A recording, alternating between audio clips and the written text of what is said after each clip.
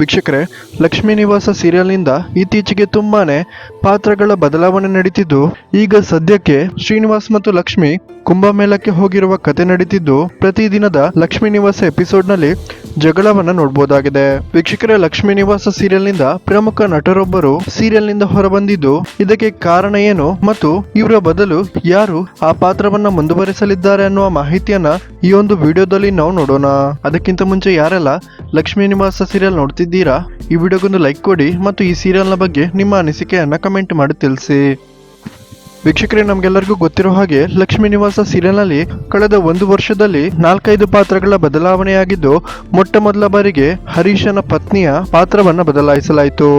ಆನಂತರ ಪುಟ್ಟ ಬಾಲಕಿಯ ಪಾತ್ರವನ್ನು ಕೂಡ ಬದಲು ಮಾಡಲಾಯಿತು. ಇತ್ತೀಚೆಗಷ್ಟೇ ಜವರೇಗೌಡರ ತಾಯಿಯ ಪಾತ್ರ ಮಾಡ್ತಿದ್ದ ಹಿರಿಯ ನಟಿಯ ಪಾತ್ರವನ್ನು ಕೂಡ ಬದಲಾವಣೆ ಮಾಡಲಾಯಿತು. ಇದೀಗ ಲಕ್ಷ್ಮೀ ನಿವಾಸ ಸೀರಿಯಲ್ನ ಶ್ರೀನಿವಾಸ್ ಮತ್ತು ಲಕ್ಷ್ಮಿಯವರ ಅಳಿಯನ ಪಾತ್ರ ಮಾಡ್ತಿದ್ದ ನಟ ವಿಶ್ವಾಸ್ ಭಾರದ್ವಾಜ್ ಅವರ ಪಾತ್ರವನ್ನ ಬದಲಾಯಿಸಲಾಗಿದೆ.